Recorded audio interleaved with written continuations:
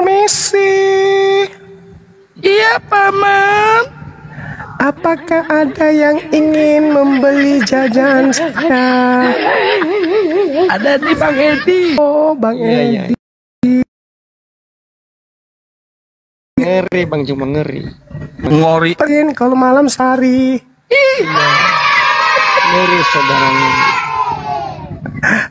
Jadi gini kawan, Yesus berkata, barang siapa, bukan berkata sih, dalam konsep pengajaran Yesus, siapa yang berpikir aku akan disalib, maka dia adalah iblis.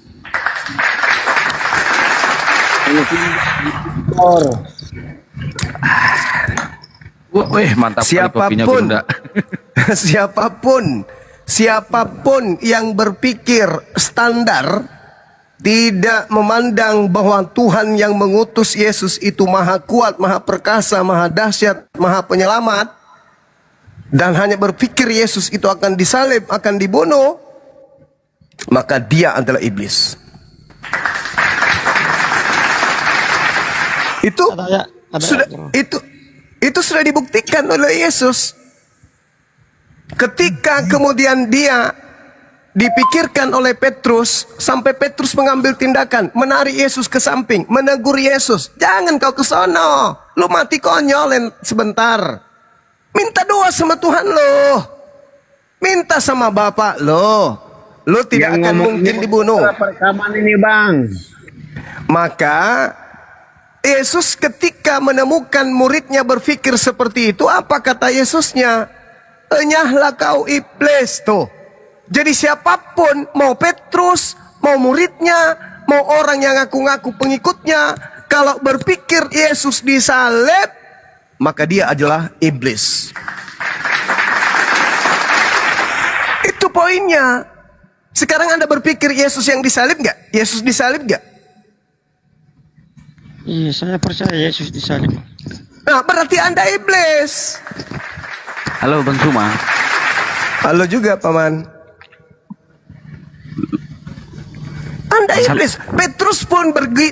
Petrus pun tadinya berpikir begitu, Bung. Tapi kata Yesus apa? Enyahlah iblis. Kamu hanya memikirkan apa yang dipikirkan manusia. Enyahlah. Jadi orang yang berpikir Yesus disalib tanpa ada penyelamatan dari Tuhannya Yesus, itu iblis. Begitu kawan. Itu kan bagi orang-orang yang menyamar seperti Yesus, ya betul. Ya enggak Bung, enggak. Orang yang berpikir Yesus bakal disalib, itu iblis. Kan itu tertulis di dalam Injil Perjanjian Baru Bang Zuma. Iya betul. Makanya Petrus ketika berpikir, kalau ente ke sana kau mati, minta sama Tuhan lo. Tuhan akan menjauhkan itu darimu. Jangan ke situ. Yesus marah. Enyahlah kau iblis. Kau hanya memikirkan manusia bahwa aku akan disalib. Enggak. Yang dianggap Tuhan iblis itu punya siapa rancangan Bang? yang jauh. Petrus yang berpikir bahwa yang mana Petrus berpikir bahwa Yesus akan disalib.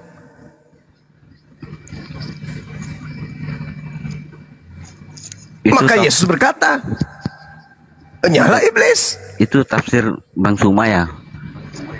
Bukan tafsir Bung. Iya. Pikiran Petrus adalah Yesus akan disalib. Maka Petrus mengambil tindakan. Stop. Jangan ke sana. Diceretnya, ditariknya, didorongnya kemudian si Yesus ini. Lalu ditegur.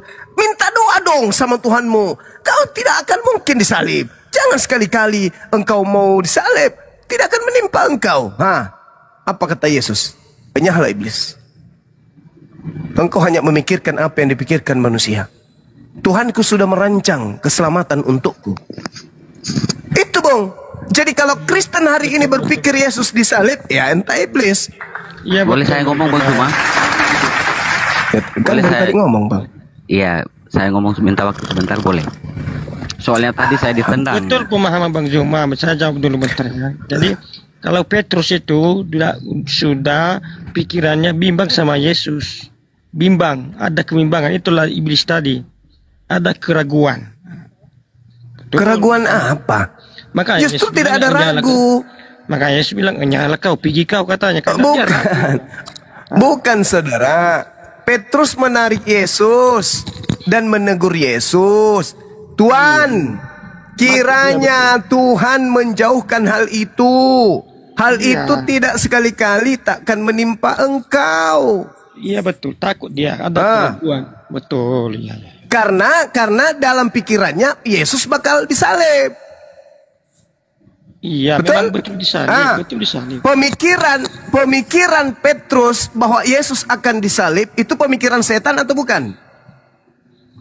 Kebimbangan, dia bimbang. Loh, kok bimbang pula?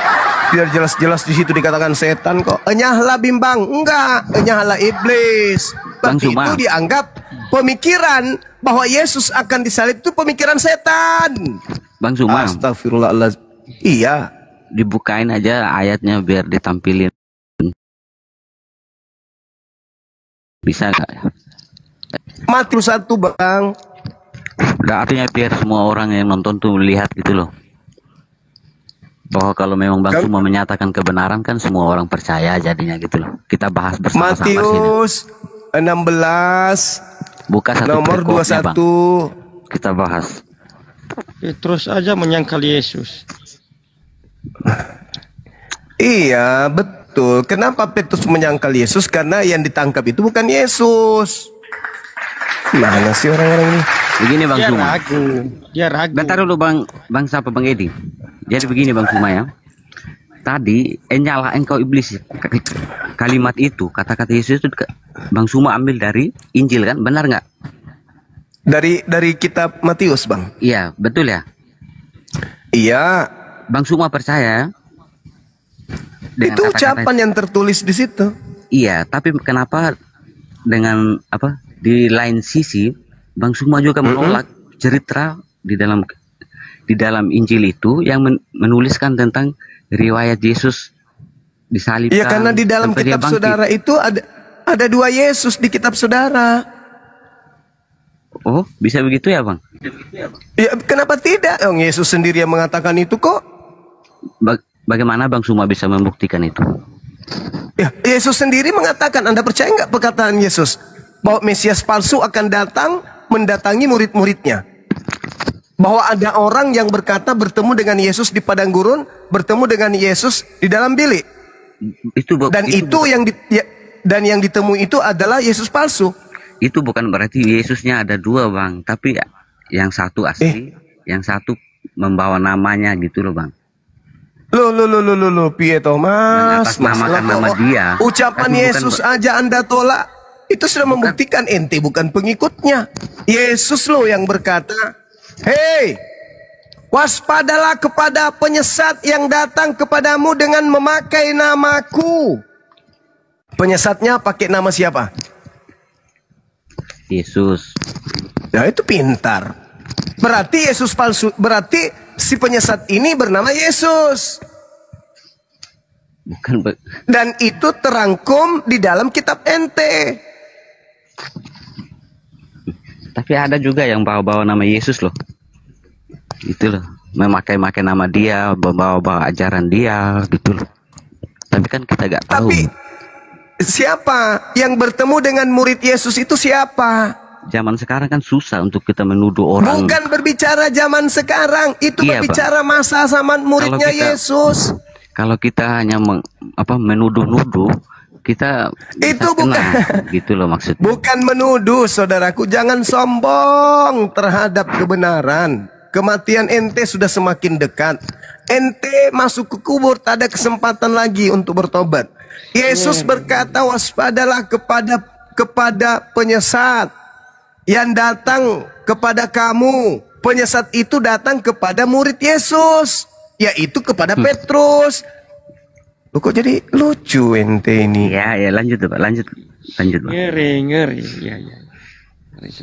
Jadi Yesus berpesan kepada Petrus, Petrus, waspadalah kepada penyesat yang datang kepadamu dengan memakai namaku dan berkata kepadamu bahwa dirinya adalah Yesus. Lukas 21 nomor 8. Saatnya sudah dekat. Jangan kamu ikuti mereka. Nah, di tahun 50 ada oknum yang menuliskan kemudian kalau ada Yesus yang datang kepadanya. Itu loh. Kalau yang mau lebih dekat secara histori, Yesus berkata, penyesat itu berkata, akulah dia. Ketika oknum yang diceritakan di Bible ditangkap, sebelumnya dia mengaku, akulah dia. Coba Anda baca Yohanes 18 tuh. Nomor 5. Nomor 6, nomor 7, nomor 8. Anda baca itu. Ketika Yesus kemudian menghindarkan diri dari penangkapan, tiba-tiba Yudas berkhianat. Yudas berkhianat, kemudian Yudas menunjukkan tempat persembunyian Yesus. Ketika Yudas menunjukkan tempat persembunyian Yesus, ditangkap, disitulah, disalibkan, dan wafat lalu bangkit. Disitulah awal pertamanya penggenapan penyesat begini, Bang itu. Suma, begini Bang Suma. Percuma Bang Suma menjelaskan saya banyak hal tuh, tapi kenyataannya bahwa ketika Yesus ditangkap, disalibkan, wafat lalu bangkit yang tertulis di dalam Injil itu Bang Suma mesangkal gitu loh maksud saya. Betul, penyesat Bang. itu, saudara, penyesat itu bangkit. Astagfirullahaladzim, ya Allah ya Karim. Nah, artinya begini loh. Kalau memang Bang Suma percaya dengan isi Injil itu, lantas mengapa sekarang Bang Suma menolak penyaliban itu loh maksud saya? Kebangkitan Penyaliban itu terjadi kepada penyesat. Yang disalib itu penyesat menurut Yesus. Berarti penyesat itu ada siapa menurut Abang Suma? Adalah. Oh, malah gak nyambung Bang Sumanya jadinya? Justru nyambung. Kata Bang Suma tadi Yesus bilang penyesat itu akan memakai nama Yesus. Lalu? Iya, yang disalib ini memakai nama siapa? Nama Yesus gitu. Ya itu dia. Gimana sih orang ini? Sekarang gini Bang Suma, yang ditangkap sama Yesus asli berpesan kepada muridnya. Begini Bang Suma, logikanya begini. Yang dijual sama Yudas siapa? Yesus. Yang ditangkap siapa? Yesus palsu. Lalu yang dipaku di kayu salib? Yesus palsu. Yes. Bagaimana Bang Suma bisa buktikan? Bisa buktikan Bang Saya Suma. buktikan. Dengarkan kalian bertiga. Bertiga berempat, dengarkan baik-baik. Kita berbicara. Bang Suma, buka kamera dulu lu. Bentar Bang Apin, tenang saja, santai-santai. Tapi ya. Silakan Bang Suma, silakan. Tunggu, saya disuruh buka kamera, saya pakai BH dulu, sabar. Saya kalian masker Bang.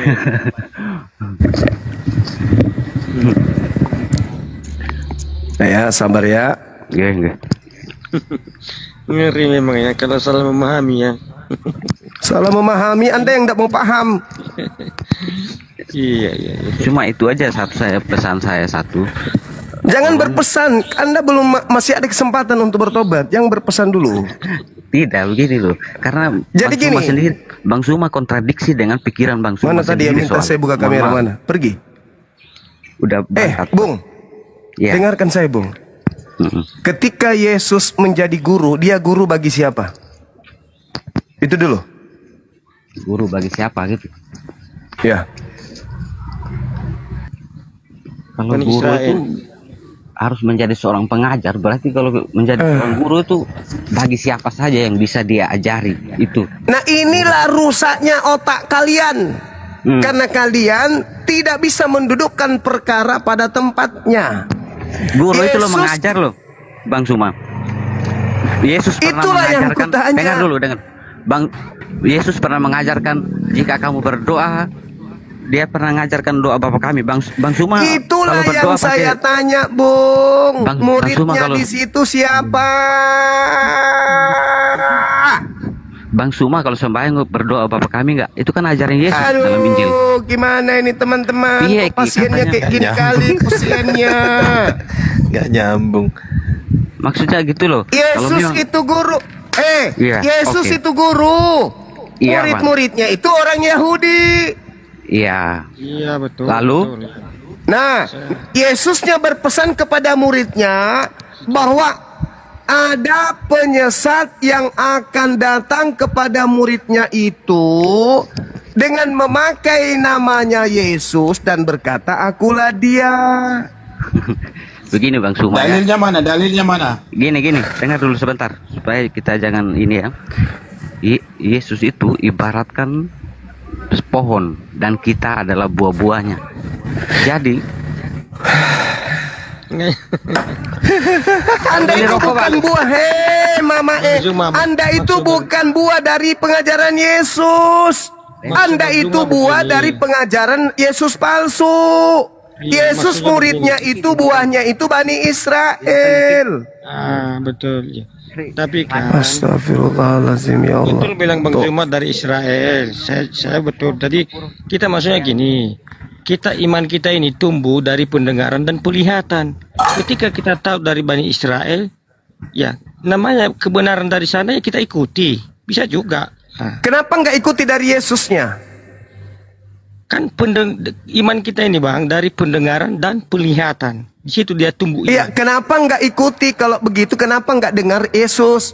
Yesus berbicara, yang mendengar muridnya, waspada ki kepada penyesat yang datang kepada ta memakai namaku. Jadi sama seperti seorang TNI berpesan kepada prajurit yang lain, waspada kepada tentara palsu yang datang kepadamu menggunakan seragam tentara, topi tentara, sepatu tentara, tapi sebenarnya dia bukan tentara.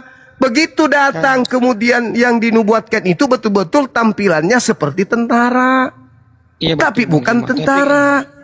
Nah, itulah dia. Iya betul. Saya dulu jawab.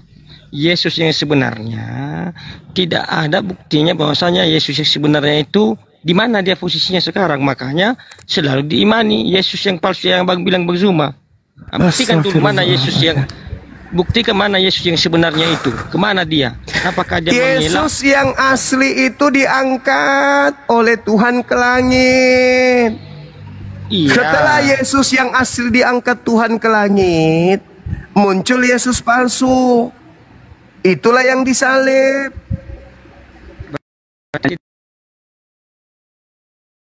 Yesus yang asli, kan begitu. Orang banyak yang disesatkan Yesus palsu, itulah kalian.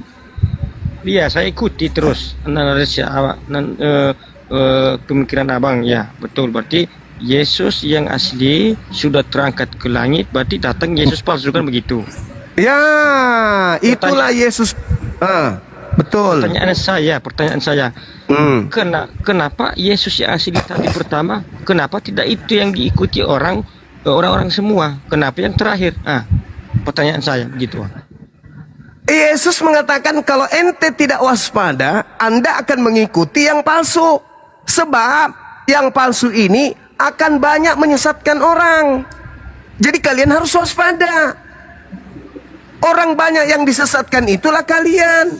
Murid-murid Yesus awal mula pertama itu tidak tersesat karena tidak percaya kepada pemberitaan Paulus kalau dia bertemu dengan Yesus. Ketika Paulus datang kepada mereka, hei aku ketemu dengan gurumu loh. Kata muridnya, nih kau Isap, yang kau temui itu bukan guruku. Memang dia ngaku Yesus, tapi bukan. Itu bukan guruku. Karena guruku sudah berpesan, ada Yesus palsu. Iya, itu saudara. Yesus asli udah terangkat ke surga. Yang palsu yang palsu ini jadi kenapa semua ini ngomong tanpa dalil, ngomong kosong aja. Kemistiwaannya ini kok bisa disalib bangkit pada hari ketiga, kok serupa, kok bisa bangkit yang palsu ini tadi.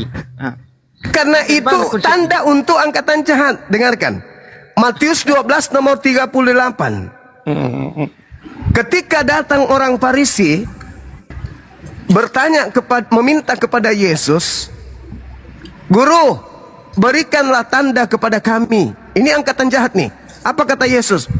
Orang Farisi dan angkatan jahat ini minta satu tanda dan tidak akan diberikan satu tanda apapun kecuali tanda Yunus. Jadi tanda Yunus itu adalah tanda untuk angkatan jahat. Apa tanda Yunus? Yunus 3 hari 3 malam dalam perut ikan. Anak manusia juga akan berada 3 hari 3 malam Matius dalam perut bumi. Matius berapa?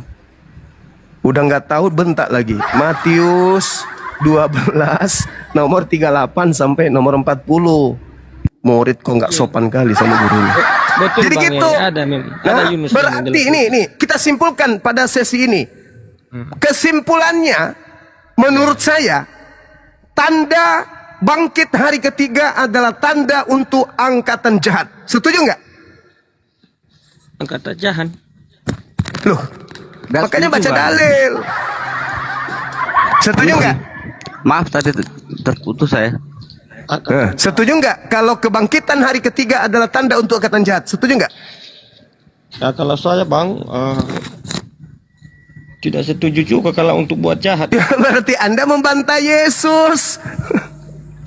Tidak, Bang, karena Yesus berkata, saudara, angkatan jahat ini minta satu tanda dan tidak diberikan satu tanda apapun selain tanda Yunus, sebab Yunus 3 hari 3 malam dalam perut ikan, demikian juga anak manusia akan berada dalam perut bumi 3 hari 3 malam.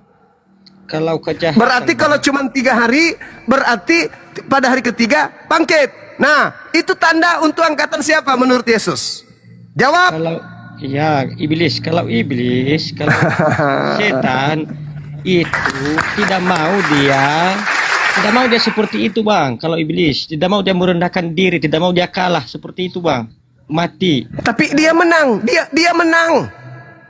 Kalau iblis dia sukanya tinggi. Nah. Loh, Anda nggak lihat ketika dia keluar dari kubur?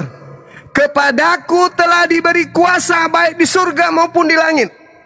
Apalagi kurangnya? Sampai-sampai dia mengajarkan seluruh bangsa untuk menuhankan dirinya. Iya, Bang. Halo Bang Suma, permisi sebentar. Iya, Jadi, tapi lewat mungkin. misi Bang Suma, mohon maaf Iya, Bang Edi ya, mungkin. saya potong dulu. Bang Suma bilang bahwa yang disalib itu adalah angkatan penyesat gitu ya. Yang angkatan jahat diberi tanda itu adalah penyaliban. Itu tanda untuk angkatan jahat. Berarti yang disalib itu yang sesat juga berarti gitu modelnya. Justru itulah iblisnya yang disalib itu. Oke. Kalau jadi sekarang saya mau bertanya sama Bang Suma. Kalau memang yang disalibkan itu adalah iblis, kenapa si siapa? Yang disalib ini justru menjanjikan Firdaus kepada orang yang yang disalibkan di sampingnya. Bukankah Firdaus itu di surga? Bagaimana bisa iblis masuk ke dalam surga gitu loh logika saya. Saudara, apa janji iblis kepada Adam ketika dia di Taman Eden? Kalau kau makan ilmu pengetahuan baik dan jahat, kamu akan kekal di Taman Eden. Betul? Kalau begini Bang Suma. Kalau iblis membodohi Adam dan Hawa di Taman Eden, manusia itu untuk berbuat dosa. Tapi ini di penyalipan ini yang Anda bilang yang disalibkan yang adalah yang disesatkan. Apa gunanya dia menyesatkan orang lagi? Membohongi orang dengan bilang menjanjikan orang itu akan ikut ke surga. Untuk apa? Sedangkan dia aja mau mati gitu loh. Nggak mungkin iblis datang dengan mengatakan, manusia sini yuk ikut dengan aku ke neraka. Iya, maksud saya begini loh. Sih? Kalau memang itu yang disalib adalah pasti iblis, mengajak ke surga. Iya, maksud saya kan udah gak ada gunanya itu loh Bang Suma. Kalau logika Bang Suma loh, maksud udah gak ada gunanya iblis itu mengatakan. Berguna dong, karena banyak orang yang diberi iming-iming masuk ke surga dengan menuhankan dia. Ketika disalib loh, apa untungnya bagi orang yang disalibkan di samping itu loh, yang dijanjikan. Saudara, penyaliban itu terjadi bukan terjadi begitu saja. Penyaliban, ambil kantong plastik Bang. Penyaliban itu terjadi diawali rekayasa iblis dan pembangkangan orang-orang Yahudi terhadap dirinya. Iblis lah yang merasuki Yudas. Saya tanya dulu, untuk apa iblis merasuki Yudas? Apa tujuannya?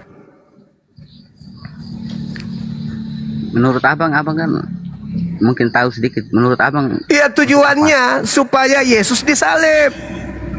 Itu rencana iblis. Itu rencana iblis, itu pintar. Ya. Berarti salib itu rencana siapa? Rencana iblis berarti ya, menurut semua ya. Iblis. Oke. Jadi begini.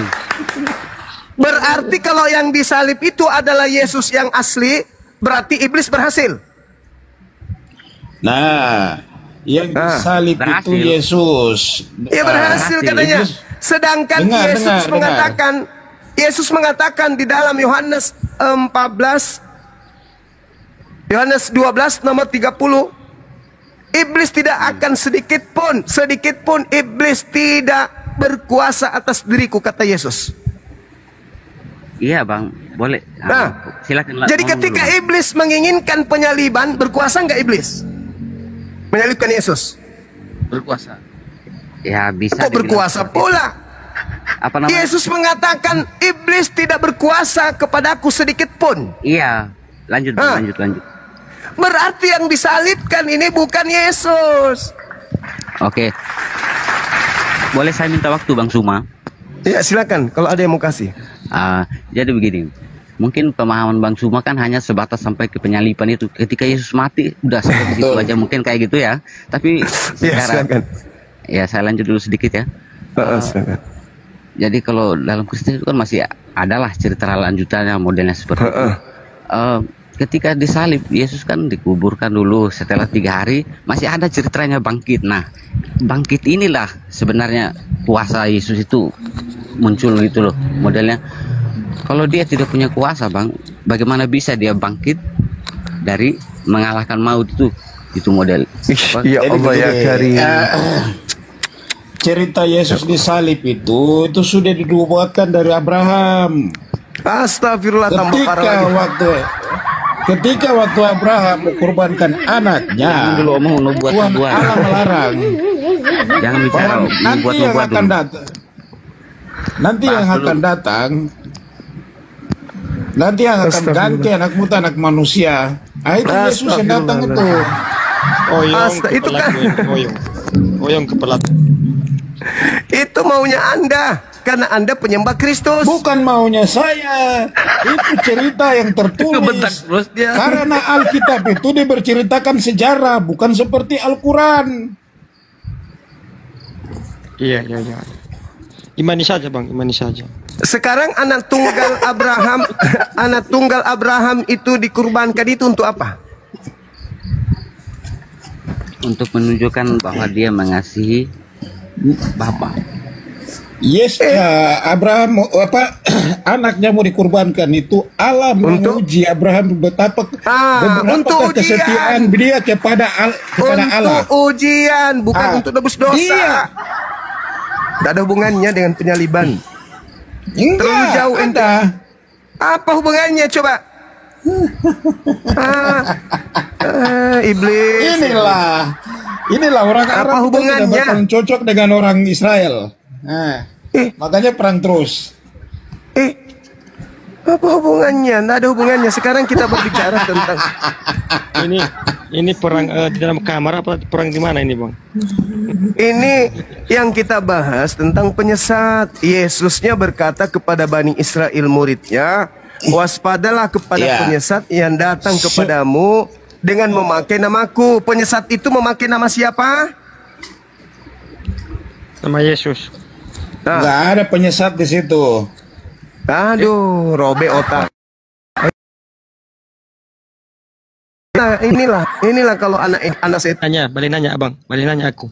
Anak-anak setan begitu, selalu membantah dalil yang ada. Yesusnya berkata, waspadalah kepada penyesat yang datang kepadamu dengan memakai namaku. Jadi penyesatnya itu memakai nama siapa? Setan siapa? Bentar dulu Bang Stevi. Jadi penyesat itu memakai nama siapa? Jadi yang tidur dengan setan setiap malam siapa? Setannya di hidung. Bentar dulu Bang Stevi, bukan begitu caranya. Bang Suma, jadi ada lagi satu ayat itu yang ketika Yesus mengatakan apa, memanggilku Tuhan, Tuhan, gimana ayatnya Bang? Abang Matius 7. Gimana bunyinya Bang? Pada hari terakhir nanti, ini berbicara tentang pengikut Paulus. Pada hari terakhir nanti, yang ngomong kan Yesus ya? Iya. Coba apa katanya Bang? Pada hari terakhir nanti banyak orang memanggil aku Tuhan, Tuhan. Bukankah kami bernubuat, mengusir setan, bermujizat pakai namamu? Aku Yesus berkata, pada hari itulah aku akan berkata kepada mereka, enyahlah daripada aku, kalian semua adalah pembuat kejahatan. Aku tidak mengenal kalian, kalian semua adalah pembuat kejahatan. Siapa yang ini?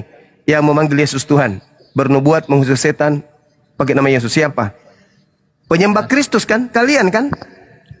Tidak ada di situ dikatakan penyembah Kristus Bang. Yang kalau saya secara jadi yang memanggil Yesus Tuhan itu siapa, Re? Iya, kalau Hindu. Kalau tafsir Bang Suma gitu ya. Kan, tapi kalau lalu siapa? Siapa yang memanggil Yesus Tuhan? Antikristus. Menurut saya adalah semua orang. Antikristus kok manggil Yesus Tuhan gimana sih? Semua orang Bang. Ini semua pada hari akhir Bang, pada hari akhir loh. Ketika Yesus akan datang lagi, ini maksud Tuhan Yesus nih. Pada hari akhir loh. Pada hari akhir itu kan sudah istilahnya gimana ya? Udah akhir dari dunia ini, bukan begitu Bang Suma? Udah, Bang Paris, minum kopi dulu. Ya. Orang yang memanggil Yesus Tuhan, bermujizat pakai nama Yesus, bernubuat pakai nama Yesus, mengusir setan pakai nama Yesus, itu diusir oleh Yesus. Tapi masih ada keterangan di belakang Bang. Apa? Nyalah kalian hai pembuat kejahatan. Nah sekarang pertanyaan saya, yang memanggil Yesus Tuhan itu pembuat kejahatan, itu pintar. Iya. Itu belum dia bisa. Tidak sungguh-sungguh. Itu masih.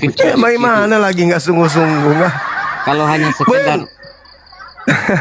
Kalau hanya sekedar kita memanggil Tuhan, Tuhan itu belum tentu menunjukkan bahwa orang itu pelaku kejahatan Bang. Jadi harus bagaimana? Supaya tidak diusir Yesus harus gimana? Memanggil dengan tenaga dalam, Yesus, gitu? Bukan begitu. Jadi gimana? Yesus pernah bilang begini, bukan setiap orang yang minum kopi dulu Bang, minum kopi. Begini. Jadi gimana? Bukan setiap orang itu yang bisa datang kepada Allah di surga itu. Kalau perbuatan tidak baik. Gitu. Perbuatannya memanggil Yesus Tuhan, bernubuat, mengusir setan, itu yang tidak baik, itu yang diusir. Gak boleh manggil Yesus Tuhan, gak boleh bermujizat mengusir setan pakai nama Yesus, gak boleh. Itu pembuat kejahatan itu. Itu kata Yesus. Jangan Anda rubah dalilnya. Artinya apa? Kristen ini akan diusir. Kenapa diusir? Karena memang yang kalian panggil itu bukan anak Maria, Yesus lain. Yang itu tadi loh, yang disalib itu yang kalian panggil. Berarti siapa sebenarnya yang disalib itu Bang? Itu penyesat, makhluk yang dikutuk sama Elohim. Iya, artinya kan kalau secara ini kan kalau kita harus menuntut gitulah model. Kalau memang Bang Suma mengatakan bahwa itu bukan Yesus, berarti Bang Suma harus bisa mengatakan itu siapa gitu loh model. Itu bukan Yesus, siapapun itu, yang penting bukan Yesus. Dia penyesat, tidak penting dia siapa, yang penting bukan Yesus. Jadi kalau dari tadi orang ada beberapa teman yang bilang imani saja tuh, justru saya bisa membalikan kalimat itu ke Bang Suma jadinya. Iya, saya beriman bahwa yang disalib bukan Yesus, tapi penyesat yang mengaku Yesus. Kenapa? Yesus berkata dalam Lukas 21 nomor 8, waspadalah kepada penyesat yang datang kepadamu dengan memakai namaku dan berkata, koma pembuka, akulah dia, koma penutup. Ketika mau ditangkap yang disalib, dia bertanya kepada tentara Romawi dan Yudas, siapa yang engkau cari? Mereka tentara Romawi berkata, aku mencari Yesus dari Nazaret. Apa kata orang yang ditangkap itu? Akulah dia. Apa kata Yesus? Kalau ada orang berkata akulah dia, itulah penyesat. Gak ada yang gitu, ditangkapin. Di mana ceritanya di saat Yesus ditangkap itu? Iya, di saat orang ini mengaku akulah dia, itulah penyesatnya yang ditangkap itu. Di mana itu tertulis, Bang? Yohanes 18 nomor 5 ya. Iya. Berarti si penyesat ini mengaku akulah dia gitu. Lalu dia ditangkap. Betul, itu pintar. Ditangkaplah dia. Sebagai Kristen saya baru dengar ya gini itu. Memang sulit. Karena Kristen didoktrin. Baru dengar dari Bang Sumal. Baca Bibelnya, coba baca Bibel. Yohanes 18. Ya, baca dulu. Saya sering belajar sama Bang Zuma biar sama pintar. Gitu. 18 berapa itu? Aku itu Nomor 5.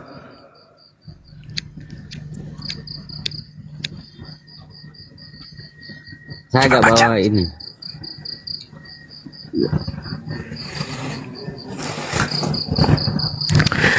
Ayo, siapa yang bisa nunjukin? Berapa Guru ndak? Yohanes 18, buka aja langsung semua. Yohanes 18.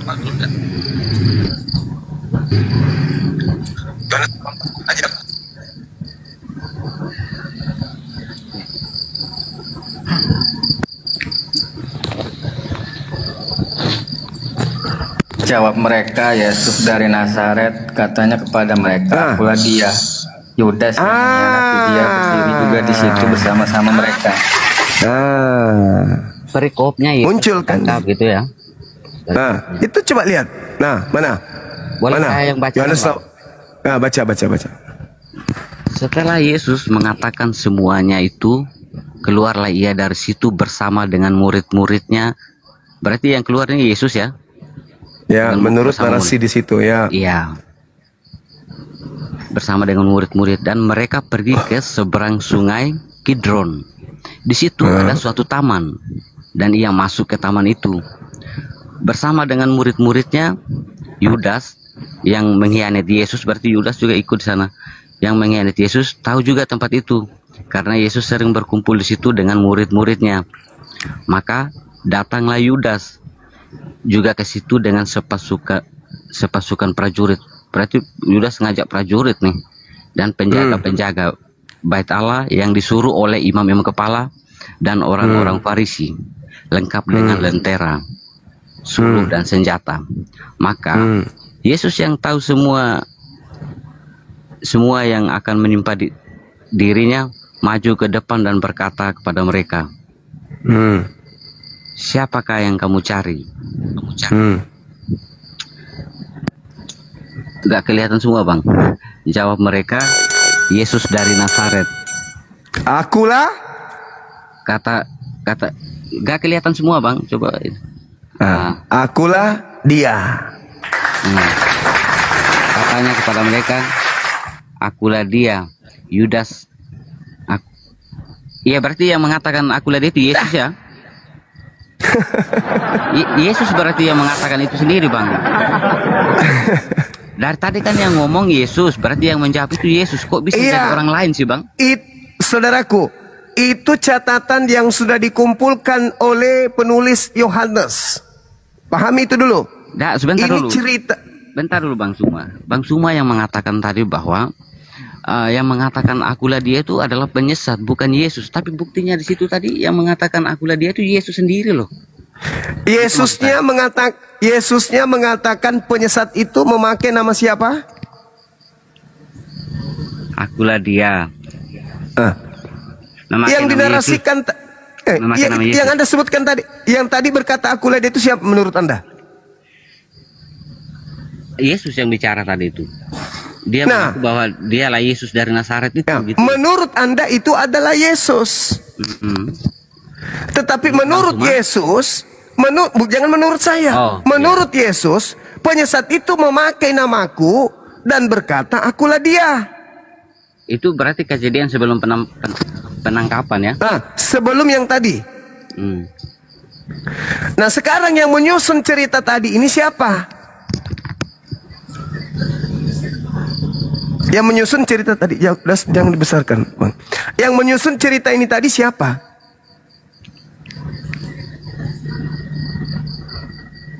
Dari 1, 2, 3, 4. Ya menyusun cerita itu siapa? Orang yang tidak dikenal. Bukan, kita tidak kenal siapa yang menyusun cerita itu. Tapi jadi mereka kan tahu kisah Yesus gitu loh. Kalau nggak tahu kan nggak mungkin mereka mencatatnya gitu loh, Bang. Iya, tapi kita tidak tahu siapa orang ini yang menulis ini. Sama halnya seperti begini, Bang. Sama halnya seperti kita menulis sebuah cerita sebuah berita. Kalau kita tidak tahu sebuah kejadian, bagaimana kita bisa menulis di dalam sebuah bukan itu gitu loh. Bukan itu poinnya. Cerita ini dibangun ini zaman dulu loh. Ya, lanjut Bang, lanjut. Yohanes 18 ini disusun ceritanya 1, 2, 3, 4. Di data nomor 5, di situ diceritakan sebelumnya pengantarnya. Yesus pergi di sana, dia sebuah kota bernama ini, kemudian dia bersembunyi bersama teman-temannya dan Yudas ada di sana karena Yudas sering juga tahu ada di situ. Lalu kemudian datang, dia bertanya siapa yang kau cari. Disusun seakan-akan itu adalah Yesus. Berarti penulisnya pun sudah ikut mendukung si penyesat ini. Coba Anda baca di dalam Yohanes 21 nomor 24, nomor 25. Bukti bahwa penulis buku Yohanes ini bukan murid Yesus. Di situ buktinya. Coba bisa enggak saudara Kian Santang buktikan bahwa yang menyusun Yohanes 18 ini bukan murid Yesus? Yohanes 21 nomor 24. Yohanes 21 nomor 24, 25. Begini aja Bang, singkat saja begini Bang Suma. Ya tunggu dulu, ya. Habis ini kita buktikan bahwa cerita yang disuguhkan tadi ini yang seakan-akan Yesus yang berkata, nanti kita lihat di sini di Yohanes 21 ini. Saya sudah paham, sambil Bang Kian Santang mencari, saya sambil ya, besarin Kang. Ngomong boleh ya. Jadi begini. Boleh. Kalau dilihat-lihat dari cara ini mungkin Yohanes 1 atau 21 Guru ndak? 21.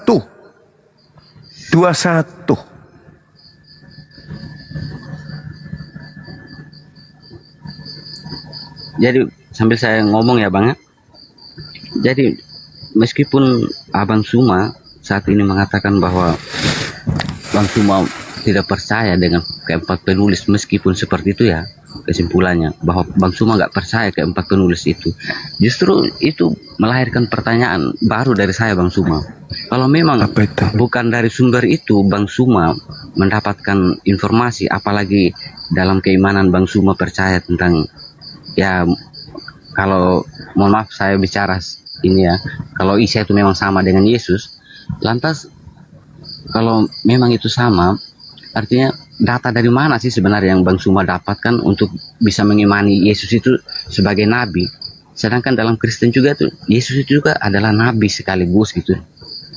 Kalau bedanya Yahudi, gini, kalau dari orang Yahudi, Abang Suma orang Yahudi aja menyalibkan Yesus kok gitu modern. Artinya saya justru bertanya, dari mana dalilnya Bang Suma ini menjadikan Isa itu sebagai nabi kalau bukan dari Kristen? Sedangkan kalau dari Yahudi, orang Yahudi justru menolak Yesus gitu maksud saya. Kami punya Al-Quran. Al-Quran kami itu wahyu dari langit, yang maha melihat, yang maha menyaksikan, memberitakan kepada nabiku. Logikanya begini. Jadi Al-Quran itu informasi dari langit, Bible informasi dari bumi, yaitu dari manusia. Nah, coba tunggu dulu, Kian Santang mana dalilnya? Ini belum enggak. Apa itu? Itu keyboard. Segala sesuatu. Nah, coba nih, coba baca dulu ini.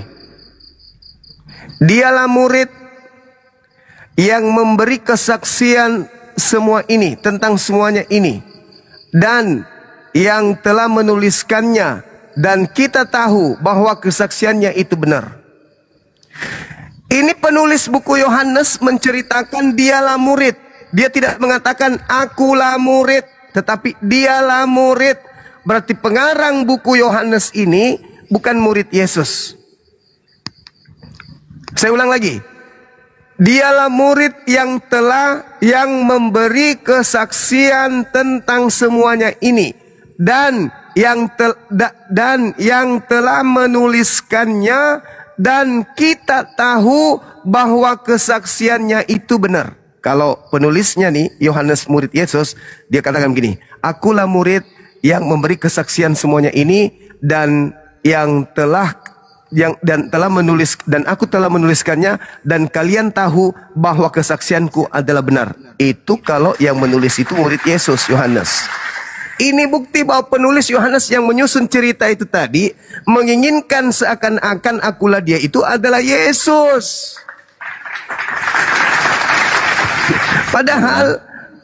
Padahal cerita itu disusun untuk menggiring kalian percaya kalau itu adalah Yesus. Tapi Yesus sudah mewanti-wanti, waspadalah kepada penyesat yang datang kepadamu dengan memakai namaku dan berkata akulah dia. Mari saya buktikan ya, kalau ini bukan Yesus. Oke, kita buktikan. Saudara Kansantan tolong buka Markus 14. Oke, kita buktikan kalau yang mengaku akulah dia itu bukan Yesus. Pelan-pelan kita belajar, jangan dikejar waktu. Nah, turunkan ke bawah di data nomor 50. Ke bawah. Oh mama Data 50, turun enggak? Iya. Dulu waktu saya jadi dosen, ada asisten dosen saya lalutnya lebih parah dari ini. Kulempar sendal. Jadi di sini nomor 50. Lalu semua murid itu meninggalkan Yesus dan melarikan diri. Itu dulu, catat dulu. Ini ketika penangkapan, seluruh murid Yesus lari meninggalkan Yesus. Nah, kita menghitung. Bentar dulu, bentar dulu sebelum abang terlalu jauh bicaranya ya. Mohon maaf ya kalau saya baca ini tidak pernah baca moto-moto ayat. Mohon dari perikopnya itu bang. Biar gak. Ini tentang. Kalau tiba-tiba muridnya langsung lari, itu kan nggak masuk. Lah ini lari, Anda baca sampai selesai itu tidak akan berubah di situ. Dan ini muridnya langsung duduk dan baring-baring. Bang Suma bukan sedang mengajarkan saya soalnya. Bang Suma juga sedang mengajar 6.000 lebih orang loh. Apa yang Anda ingin jual setelah kita baca satu bab ini? Gak ada. Apakah Anda ingin? Apakah murid-murid Yesus tidak lari? Itu udah maksud saya. Atau paling tidak akan saya bertanya atau saya kan berkata tadi saya ingin buktikan gitu? Kalau yang artinya supaya tahu dia lari karena yang datang tentara Romawi mau menangkap Yesus, jadi murid-muridnya pada lari. Nah, di situ dinarasikan semua murid Yesus melarikan diri. Murid Yesus betul. Tinggal 11 kan? Tinggal 11 kan muridnya? Iya. Nah, 11 orang ini lari. Yang tinggal sisa berapa? Satu. Sisa satu. Namanya? Sisa satu. Namanya? Yudas. Namanya? Yudas. Namanya Yudas. Oke. Berarti tinggal satu namanya Yudas. Di situ dia berdua dengan gurunya Yesus. Baca nomor 51-nya. Saya baca ya. Ada seorang muda yang pada waktu itu hanya menggunakan sehelai kain lenan untuk menutupi badannya, mengikuti dia yang telah ditangkap maksudnya. Mereka hendak menangkapnya. Pertanyaan saya, kenapa orang yang menggunakan kain lenan ini ingin ditangkap? Bukankah mereka sudah menangkap satu oknum? Bukan dia yang ingin ditangkap bang, tapi mereka orang-orang tentara itu yang mau menangkap dia gitu loh. Ya, tentara ini ingin menangkap pemuda yang menggunakan kain lenan, betul? Ya, betul. Siapa pemuda yang menggunakan kain lenan ini?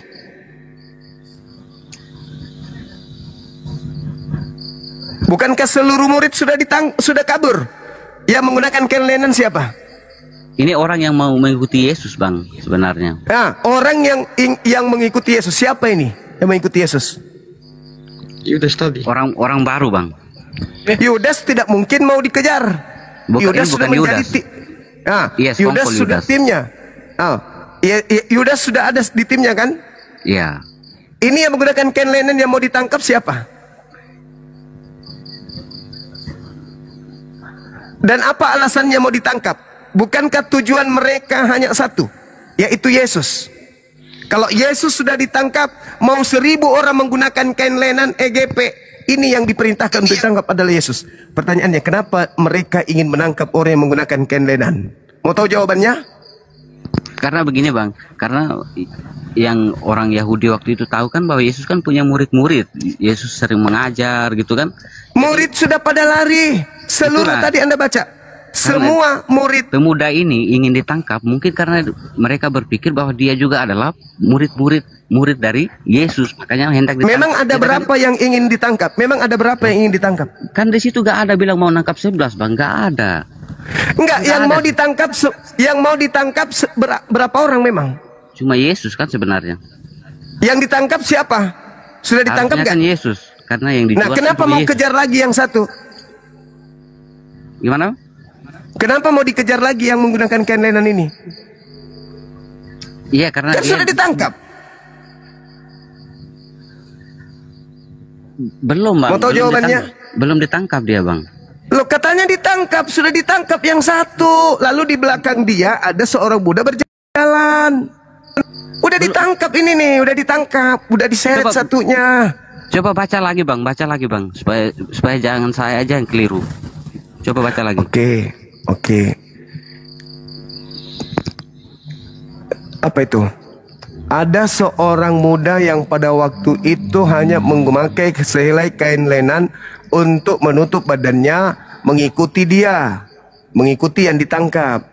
Mereka hendak menangkapnya, tetapi ia melepaskan kain lenannya dan lari dengan telanjang. Berarti gak ketangkap bang, ketika baru. Tidak ketangkap. Oke, nggak ketangkap. Nah, siapa yang menggunakan kain lenan itu? Pemuda tadi itu. Iya, siapa itu? Itu udah pemuda yang hendak ditangkap bang. Ya, itu siapa? Orang yang hendak jawab aja bilang Edis. Mau tahu jawabannya siapa? Nah, siapa bang? Baca Yohanes 13 nomor 4. Tunjukkan. Iya.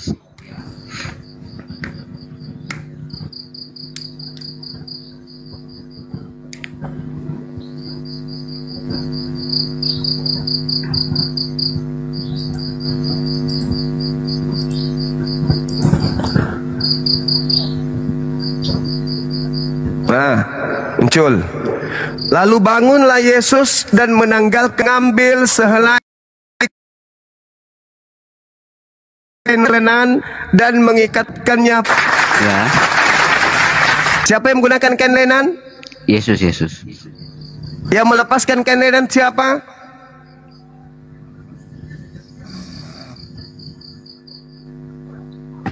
Yudas. Yesus.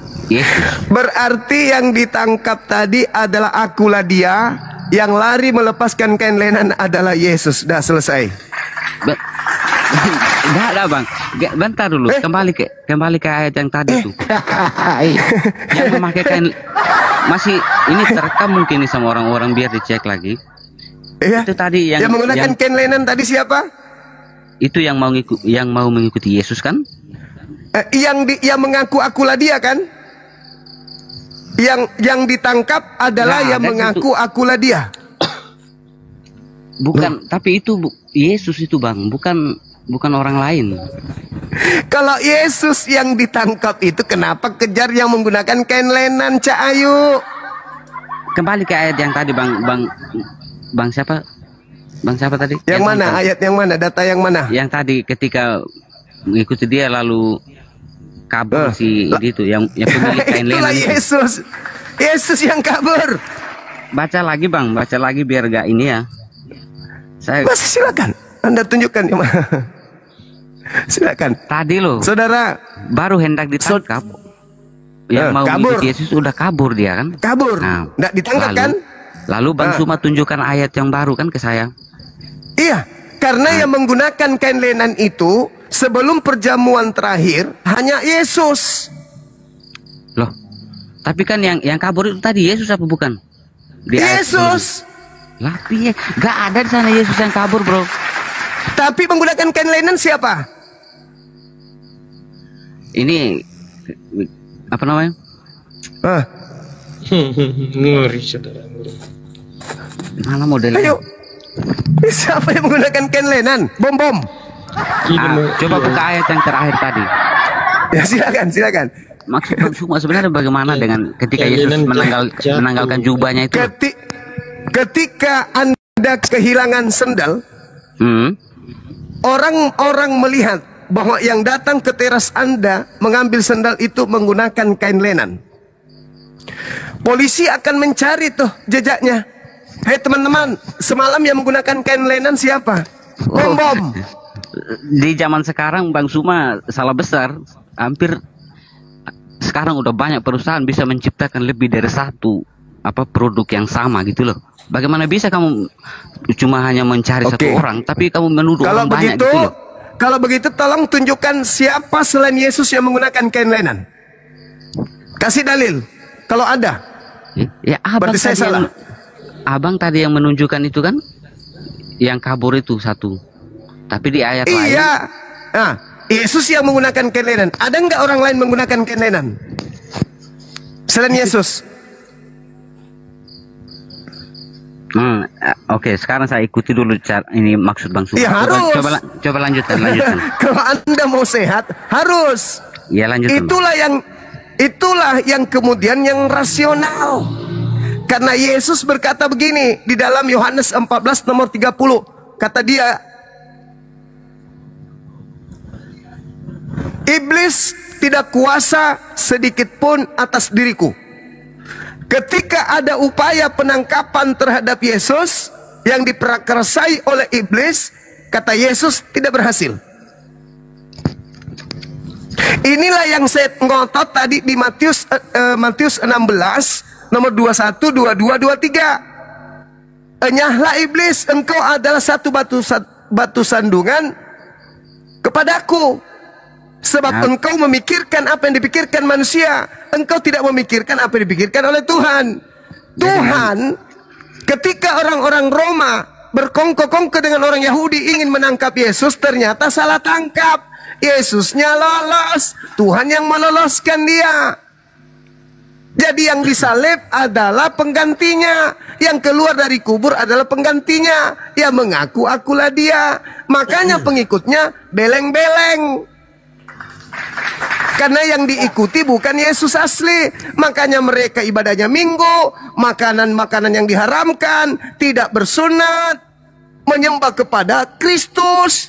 Makanya beda kan? Yesus tidak pernah mengenal itu semua. Karena kalian digiring mengikuti oknum yang mengaku Yesus. Sulit memang kawan, sulit. Karena Anda nyaman dalam kesesatan. Begini, ketika ada orang yang linglung, tidak menggunakan akal, dia keluar dari rumahnya, dia menemukan sebuah tempat, di mana tempat itu penuh dengan ular, tetapi di situ ada buah-buahan yang banyak. Orang linglung ini tidak akan memperhatikan ularnya. Yang dia pikirkan hanya buah, makan aja terus makan. Diingatkan, tidak peduli dia. Karena dia lagi dalam keadaan tersesat, dalam keadaan beleng-beleng. Nanti ditampar mukanya, gerbuk, sadar kau. Baru tersadarkan. Oh iya ya, ternyata salah. Baru kembali. Langsung. Gitu, saudara. Jadi kalau menurut saya Bang Sukma agak salah tafsir dikit ya. Kalau menurut Bang Sukma mengalah untuk iblis mampu mengalahkan Yesus hanya sekedar sampai disalib lalu mati saja, lalu stop di situ. Menurut saya Bang Sukma salah besar soalnya. Sekarang begini, Bung. Karena cerita menurut Tuhan sekarang begini. Inti dari silakan. Karena yang tertulis dalam Alkitab itu bukan hanya sampai di saat disalibkan, gitu loh model. Bukti bahwa Yesus, menurut keimanan kami Kristen, bahwa Yesus itu tidak mampu dikalahkan oleh iblis adalah bahwa dia meskipun sudah mati bisa bangkit lagi. Saudaraku, kebangkitan itu kembali lagi mutar-mutar kita. Kebangkitan hari ketiga itu adalah tanda untuk akan jahat. Apa yang harus kupecahkan di sini ya supaya kalian ngerti ya? Pakai gelasnya bang, gelasnya. Gelas mana gelas? Jengkel kali aku. Yang mana? Yang ini? Yang ini? Yang mana? Lempar sini. Stres aku gue. Lempar sini. Oh ini aja. Stres aku lihat kalian ini. Ya kalau memang itu cara yang bagus kan silahkan bang. Begini aja. Ya. Bingung saya. Ini kan Yesus mengatakan angkatan jahat ini minta suatu tanda dan tidak akan diberikan satu tanda apapun selain bangkit hari ketiga. Bangkit hari ketiga itu adalah tanda untuk angkatan jahat. Kenapa? Karena yang bangkit ini si jahat. Yang percaya kepada kebangkitan ini adalah korban daripada si jahat. Jadi begini. Susah kali ya. Ini Bang Zuma ya. Apa ya? Berarti sama dengan Nabi Isa sama Bang Zuma ini. Entar, Kisahnya Yesus ini diangkat ke Bentar, atas, Bang. nggak ada kematian. Nggak ada kematian memang. Karena iblis tidak berkuasa kepadanya sedikit pun. Coba Anda baca Ibrani 5 nomor 7. Sebagai manusia Yesus mempersembahkan doa kepada Dia yang sanggup menyelamatkannya dari kematian. Dan atas kesolehannya doanya dikabulkan. Berarti dia tidak dimati. Jadi apa bedanya dengan Nabi Elia, Nabi Elisa, Nabi Musa? Apa bedanya? Itu bisa. Itu bisa. Itu bisa. Bang Zuma. Bisa terangkat ke langit tanpa mengalami kematian, bisa. Elia. Elia, Elisa, ya betul. Halo Bang Iya. Zuma. Tapi kenapa Kristen pingin kali Yesus mati? Kenapa?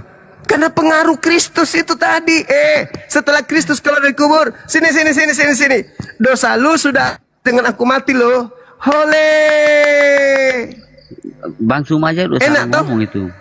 Bang Zuma aja udah salah ngomong. Bilang Kristen mau Yesus mati. Sejak kapan Kristen mau Yesus mati? Gak pernah. Itu munafik.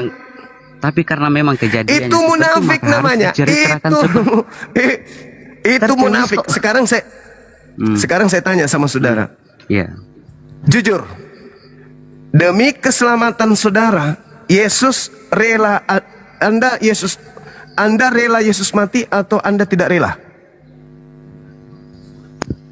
Saya belum ada loh Yesus ketika Yesus disalibkan. Nah itu kan Anda itu pingin kali Yesus mati sama seperti setan, pingin kali Yesus itu mati. Dia hidup loh bang, orang dia bangkit. Abang sih gak baca semua isinya. Itu tanda Yunus, para Kang. Itu tanda Yunus. Yesus tidak mengalami kematian. Bagus nih kalau cerita Yunus. Ayo kita cerita lagi soal Yunus. Bagaimana menurut abang kaitannya? Matius 12 nomor 38 berarti kan orang Farisi berselisih paham, bertanya jawab, berdebat dan mereka menang melawan orang-orang Saduki. Lalu mereka bertanya kepada Yesus, "Guru, beri dong apa tanda buat kami?" Yesus berkata, "Orang Farisi dan angkatan jahat serta angkatan tidak setia ini minta satu tanda dan tidak akan diberikan satu tanda apapun selain tanda Yunus." Kok tanda Yunus? Ya, sebab Yunus 3 hari 3 malam dalam perut ikan. Demikian juga anak manusia akan berada dalam perut bumi 3 hari 3 malam. Itu tanda untuk siapa? Yesus. Mama Yunus itu modelnya. Kan saya minta tanda untuk angkatan jahat. Oh. Bukan gimana model? Bukan berarti Yesus mengatakan kan kalian orang jahat kepada orang Yahudi. Orang di ayat yang Bang Zuma ambil itu tidak pernah Yesus mengatakan kalian akan angkatan jahat. Gitu loh model. Bukan Bang, angkatan jahat diberikan bisa tampilkan ayatnya kita biar semua kan lihat. Kalau ditampilkan lebih enak kita membahasnya. Matius 12.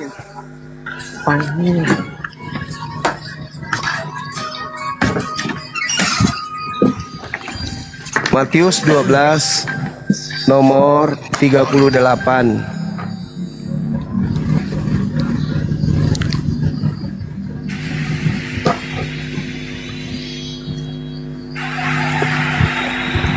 Bang Zuma enggak panas itu bang, pakai masker. Makanya demi kalian kan tadi kalian ini memang. Ya nggak ada yang saya suruh abang pakai masker. Jadi maksud lu apa? Gak apa-apa lah demi kalian supaya kalian itu bisa terselamatkan masalah. Gini loh indahnya kawan, di Islam itu kan Yesus mengatakan begini. Di dalam Yohanes 16 nomor 12 nomor 13-14, apabila roh kebenaran itu datang, maka dia akan membimbing manusia untuk memuliakan aku. Ini yang kita sedang lakukan ini adalah upaya kami melepaskan Yesus dari belenggu fitnahan dan tuduhan bahwa dia itu mati dikutuk, mati ditombak, mati digantung, diseret, ditampar, ditelanjangin, digantung, dibunuh. Itu kami berusaha untuk memuliakan dia. Tidak, dia tidak disalib, dia tidak dibunuh, dia tidak ini, dia tidak. Dia adalah manusia suci, langsung diangkat oleh Tuhan ke langit, memuliakan aku. Kalian enggak, dia yang disalib kok, dia yang ditampar kok, dia yang ditelanjangin, dia yang digantung, dia yang ditombak, dia yang dibunuh kok. Kok kalian ngeri kali kalian. Yesusnya mengatakan, aku akan pergi kepada Bapa, sebab kalau aku tidak pergi, roh kebenaran itu tidak datang. Namun apabila aku pergi, roh kebenaran itu akan datang, dan roh kebenaran itu akan membimbing engkau memuliakan aku. Itulah Roh Kudus, Bang. Sekarang roh apa yang sekarang roh apa yang membimbing ente untuk mengakui bahwa setan berhasil membunuh Yesus? Itu roh apa? Roh apa? Gak sebatas itu pikiran kami, Bang. Gak. Iya, roh kebenaran itu ketika datang memuliakan aku. Roh kebenaran itu bicara apa yang tertulis, Bang. Kalau memang seperti itu dia disalib. Roh kebenaran itu membimbing kita menjadi orang benar, yaitu memuliakan Yesus. Hanya itu doang gitu, Bang. Itu aja dulu, Anda nggak lolos, apalagi yang lain, kawan. Ingat, ketika Anda menjadi Kristen, Kristus telah menebus kita dari kutuk hukum Torah dengan jalan menjadi apa? Menjadi kutuk. Berarti Bang Suma menuntut saya harus menyembah kepada Allah gitu. Harus menyembah kepada Dia yang telah mengutus Yesus. Wajib hukumnya. Yohanes tuh Allahnya Abraham itu Yahweh. Abang Suma tahu. Yahweh itu dewa orang Mesir kuno. Sembahan Abraham itu Eloah. Eloah Abraham, Eloah Ishak, Eloah Yakub. Yang mereka sebut Elohim bukan? Ya itulah dia, Elohim. Abang Suma sembah juga itu ya? Saya menyembah kepada hakikat yang mengutus Abraham, Ishak dan Yakub. Kami menyebutnya Allah. Berarti beda sama yang disembah sama Abraham ya? Kok beda? Makanya saya tanya, berarti Abang Suma menyembah Elohim gitu loh. Saya menyembah Tuhannya Abraham, Ishak dan Yakub. Iya, berarti Elohim gitu. Orang sana menyebutnya Elohim, saya menyebutnya Allah. Berarti nggak salah juga dong kalau saya bilang Abang Suma menyembah Elohim. Ya itu perspektif Anda, tapi saya menyembah Allah. Tapi kan sudah terserah. Orang Yahudi juga mengatakan bahwa Allah itu Elohim. Ya terserah. Yang pasti kami diajarkan la ilaha illallah. Allah. La ilaha. Gitu saudara. Nah, Yesusnya mengatakan apa? Hidup kekal itu adalah mereka mengenal engkau. Satu-satunya ilah yang benar. Satu-satunya. Tapi Yesus mengenal Yesus yang engkau utus. Berarti Yesus dikenal sebagai utusan supaya kita memperoleh hidup kekal. Berarti dia bukan Tuhan. Sedangkan yang bangkit dari kubur itu adalah Tuhan. Roma 14 nomor 9. Untuk itulah Yesus mati agar dia bangkit untuk menjadi Tuhan bagi Kristen. Bukan bagi saya. Karena Tuhan saya adalah dia yang disembah oleh Yesus. Tadi Bang Suma kasih saya ayat atau mengatakan bahwa Yesus jadi gatal kaki saya. Bentar dulu Bang. Santai. Tadi Bang Suma bilang bahwa Yesus menyembah Allah yang Esa, benar kan? Ya. Di pasal yang sama itu Bang, Yesus juga mengatakan bahwa seperti Allah Bapa, Allah bisa memberikan hidup yang kekal, saya juga bisa memberikan hidup yang kekal. Lalu apa bedanya Yesus sama Allah di situ, Bang? Di pasal yang sama itu loh, Bang. Di ayat mengambil ayat Alkitab. Al-Quran mengatakan surah Ali Imran ayat 31 Bismillahirrahmanirrahim. Bentar dulu, Bang. Jangan bahas Al-Quran dulu, saya nggak tahu Al-Quran soalnya. Gini, abang kan ngambil mengatakan bahwa Yesus mengatakan harus menyembah Allah yang Esa kan, tetapi Gak jauh dari ayat itu juga Yesus mengatakan bahwa sama seperti Allah Bapa bisa memberikan hidup yang kekal, saya juga bisa memberikan hidup yang kekal gitu loh. Dengan cara apa Yesus memberikan hidup yang kekal? Dengan cara disembah atau dengan cara mengakui dirinya sebagai rasul utusan Tuhan untuk Bani Israel? Itu dulu. Intinya begini, surga karena dia memberikan kamu hidup. Begitu. Ya. Oh ya. Sama juga dengan saya, Bang. Saya menyembah kepada Yesus. Ketika Yesus Anda sembah Yesus, yang namanya otoritas. Teman, jangan sampai bikin saya emosi ya. Jangan buat saya emosi. Silakan. Yesus memberikan hidup, Yesus memberikan hidup yang kekal ketika orang itu memenuhi syarat. Kasih dong ayat yang jelas, jangan ditambah-tambahin, Bang. Justru ente yang menambah-nambahkan. Justru hidup kekal itu adalah mereka mengenal Yesus sebagai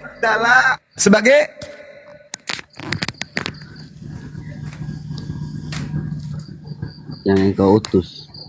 Nah, itu bisa. Jadi Yesus sudah memberikan penggarisan.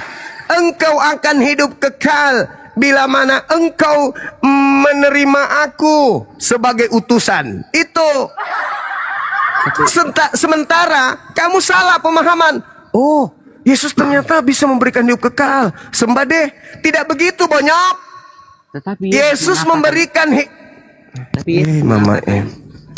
bentar, Bang. Tapi Yesus kan mengatakan bahwa kamu juga harus mengenal aku, meskipun dia sebagai mengenal utusan. Sebagai apa? Mengenal sebagai apa? Masa kamu hanya sekedar tahu dia sebagai utusan, kamu juga harus kenal utusan yang seperti apa, kan gitu modelnya. Iya, dia dikenal sebagai apa? Itu dia kan mengatakan sama seperti Bapa dalam memberikan hidup. Saya juga bisa memberikan hidup kekal. Dia juga pernah mengatakan segala kuasa di surga telah diberikan kepadaku gitu. Itu ucapan orang yang keluar dari kubur. Bonyok, udah panjang lebar tadi kita bicarakan itu. Itu yang keluar dari kubur itu bukan Yesus, itu sebilisis yang menjanjikan. Jangankan kepada Kristen iblis berjanji seperti itu, kepada Yesus pun iblis berjanji. Kamu baca Lukas 4 nomor 6. Hei Yesus, apa setan? Kalau kau sembah aku Yesus, segala kuasa langit dan bumi akan kuberikan kepadamu. Sebab aku iblis berkuasa memberikan kuasa langit dan bumi kepada siapapun yang aku kehendaki. Gak ada gitu. Gak bilang gitu. Kau baca Lukas 4 nomor 6. Menawarkan harta duniawi doang.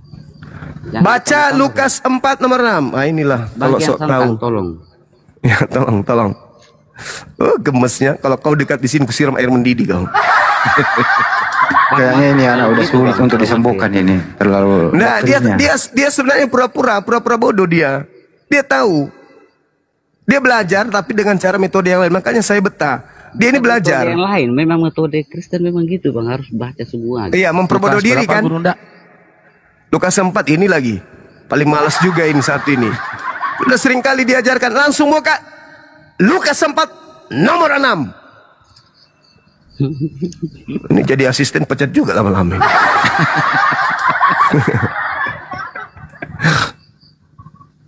Lama-lama hostnya kita kick. Nah ini. Nah, baca. Kian Santang. Belum ada, belum muncul.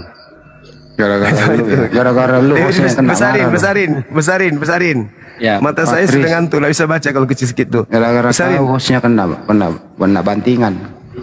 Nah ini dosen saya aja dulu pernah kutarik pulpennya kok. Bapak lama kali menjelaskan. Sini pulpennya aku yang jelaskan. Gitu. Mana?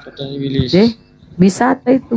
Kata iblis kepada Yesus, segala kuasa itu serta kemuliaannya akan kuberikan kepadamu, sebab semuanya itu telah diserahkan kepadaku, dan aku memberikan kepada siapapun yang aku kehendaki. Tuh. Biarin dulu ayatnya, Bang, jangan dihilangin. Jangan gitu, Bang. Munculkan Lukas 4 semuanya. Baru keren. Gitu. Itu maunya dia. Satu stempel juga lama-lama kepalanya. Stempel kelurahan itu jangan, nggak boleh. Udah hitam jangan distempel.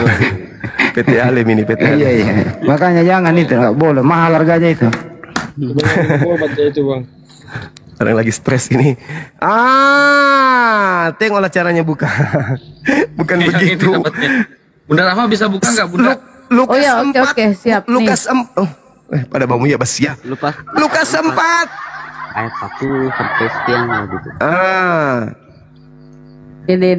Nih. Iya, meneras yang ngoteh.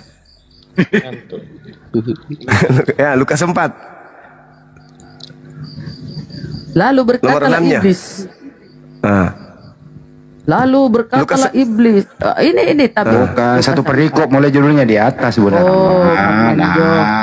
Pencobaan di padang gurun. Ya, Yesus yang penuh dengan Roh Kudus kembali dari Sungai Yordan, lalu dibawa oleh Roh Kudus ke padang gurun.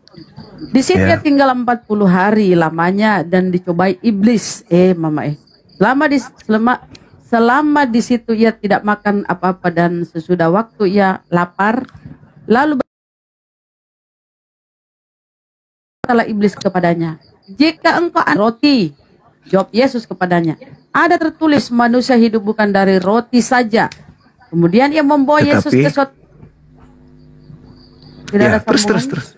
Kemudian ia membawa Yesus ke suatu tempat yang tinggi, dan dalam sekejap mata ia memperlihatkan kepadanya semua kerajaan dunia. Kata iblis kepadanya, "Segala kuasa itu serta kemuliaannya akan kuberikan kepadamu, sebab semuanya itu telah diserahkan kepadaku, dan aku memberikannya kepada siapa saja yang ku kehendaki. Jadi jikalau engkau menyembah aku, seluruhnya itu akan menjadi milikmu."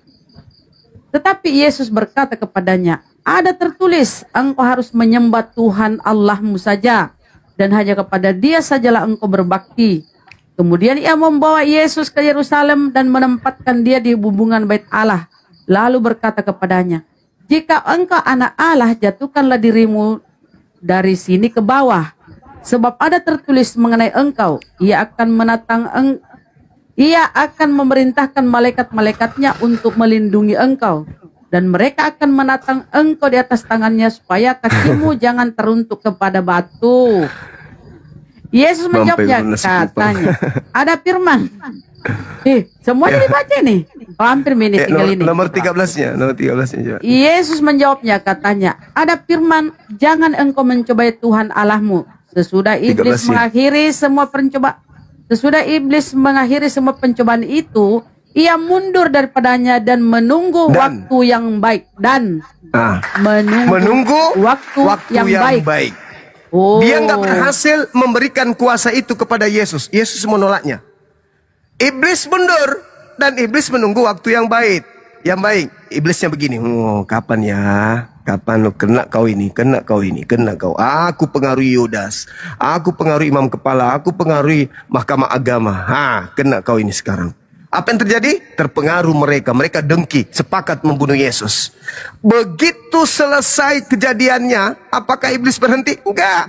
Yesusnya diselamatkan. Oke, Tuhanmu selamatkan kau. Oke, memang aku tak mampu menyesatkan kau, bro. Tapi aku akan memakai namamu. Dadah, kau udah ke langit. Namamu masih ada di sini. Aku akan pakai.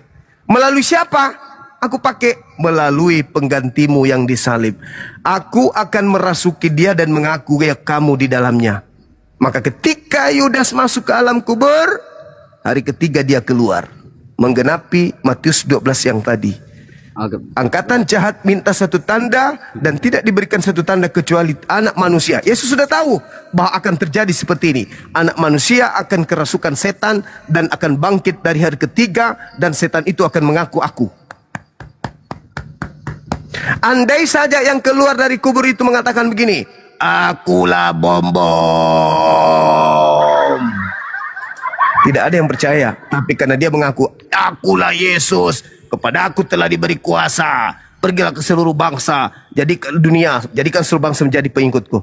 Maka banyaklah orang yang disesatkan, termasuk ente, Pade. Jadi saya ngomong, Bang. Ya boleh. Oke. Jadi ayat yang Abang Suma tadi itu pertontonkan, yang ditunjukkan tadi itu kan iblis yang ngomong, Bang. Sama Yesus. yang mengatakan segala kuasa itu kan iblis kan. Nah, yang saya maksud Yesus adalah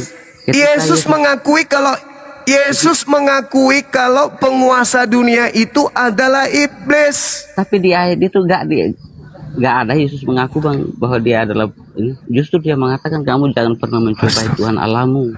Ya, Yohanes 12 nomor 31, sekarang berlangsung penghakiman akan dunia ini. Sekarang juga penguasa dunia ini, yaitu iblis, telah dilemparkan keluar. Keluar dari mana? Dari kubur. Baca Yohanes 12 nomor 31. Baca bang.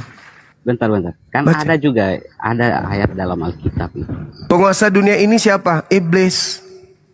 Lah, berarti bukan Allah ya penguasa dunia ini? Oh tidak, Allah yang menguasai. Dengar. Ini Bible, bukan Al-Quran. Bible. Yesus yang berkata penguasa dunia ini adalah iblis. Yesus yang berkata itu. Yohanes 12 nomor 31. Sekarang saya tanya. Dan iblis yang penguasa dunia ini dilemparkan keluar dari kubur. Yesus ketika setelah itulah yang makalolo keluar dari kubur itu. Makalolo keluar. Makalolo pada hari ketiga. Nu tahu itu dibilang makalolo? Merayap ki suluk dari kubur kah? Tangannya dulu keluar begini ha. Akulah Yesus, kepadaku telah diberi kuasa. Pergilah ke seluruh bangsa, jadikan seluruh bangsa menjadi pengikutku. Begitu. Jadi punah suluk minjo tawa baturi kuburu kah? Alari memang mago. Langkah 1000 memang mago. Tuhan. Bang. Cetang anjo suluk baturi kubur kah? Cetang. Jadi begini Bang Suma. Anjo menania film doti. Hari Rabu sebentar. Hari Rabu kita nonton bareng di MP Maghrib yang mau ikut. Begitu maksudnya. Jadi yang keluar dari kubur itu bukan Tuhan, Bung. Yang keluar dari kubur itu perakang. Itu kata Yesus, Yohanes 12:31, penguasa dunia ini telah akan dihakimi. Penguasa dunia telah datang, yaitu iblis, dan dia akan dilemparkan keluar. Dilemparkan keluar dari mana? Begini, saya tes dari Gan Eden sekali lagi ya. Saya tes. Dari Gan Eden tidak mungkin. Gini, baca Yesaya 14 nomor 15. Iblis dilemparkan ke dalam kubur. Yesaya 14 nomor 15. Intinya begini aja Bang Suma, daripada panjang lebar. Bang Suma percaya Injil apa enggak? Isinya itu percaya apa enggak? Saya percaya kitab saudara adalah catatan yang dituliskan oleh pewarta yang melakukan penelitian-penelitian tentang kesaksian-kesaksian yang terjadi pada masa lampau. Ada yang salah? Tapi Anda menolak penulis-penulisnya gitu loh. Tapi mengutip beberapa ayat untuk membenarkan Abang kan udah salah Abang. Saudaraku, ketika Anda tanya saya, Bang Suma, Anda percaya kitabnya orang Kristen itu firman Tuhan? Saya mengatakan tidak. Saya gak nanya itu firman. Tapi ketika Anda bertanya, apakah Anda percaya bahwa kitabnya orang Kristen itu adalah rangkaian cerita-cerita yang disadur, yang disalin, yang diciplak, yang diterjemahkan, yang dari bahasa lain ke bahasa yang lain, dan itu direvisi dan koreksi? Percaya nggak Anda kalau itu adalah cerita yang dibangun pada masa itu? Percaya. Kurang apa lagi? Tapi saya tidak percaya kalau itu firman Tuhan. Tapi kalau dibilang buku yang menceritakan tentang cerita-cerita kesaksian-kesaksian, saya percaya. Saya percaya. Kata siapa saya tidak percaya? Tapi saya tidak percaya itu adalah firman Tuhan, karena memang bukan. Tapi kalau dibilang cerita-cerita sejarah yang menceritakan tentang kejadian, itu saya percaya. Sama ketika saya membaca buku-buku seperti ini. Ini saya percaya nih, bahwa ini adalah buku yang dituliskan berdasarkan dengan referensi dan daftar pustaka yang ditulis oleh penulisnya, oleh pengarangnya. Tapi bukan firman Tuhan, meskipun di dalamnya ada ayat suci. Tapi bukan firman Tuhan. Buku ini bukan kitabullah, bukan. Tapi di dalamnya ada termasuk jiplakan dari firman Tuhan, ada sabda Nabi. Tapi kedudukannya bukan sebagai firman Tuhan. Jangan gitu, bicara Bang. itu ntar panjang lagi Bang. Soalnya begini, kalau Abang bicara seperti itu sama halnya Anda juga mengatakan kitab Anda juga itu tidak valid jadinya. Tidak bisa. Oh, kenapa tidak bisa? Nah, sekarang setelah Bang Suma aja bisa mengatakan seperti itu kepada saya. Kenapa saya nggak boleh mengatakan seperti itu? Oke, baik. Ini kitab Anda nih. Sebelum Lukas menulis, Lukas terima dari mana? Intinya begini aja Bang. Nah, intinya kan, nah, ini kitab saya. Enggak, kita berimbang. Setelah Said menulis, dia terima dari mana? Dari Nabi Muhammad. Sebelum Nabi Muhammad terima dari mana?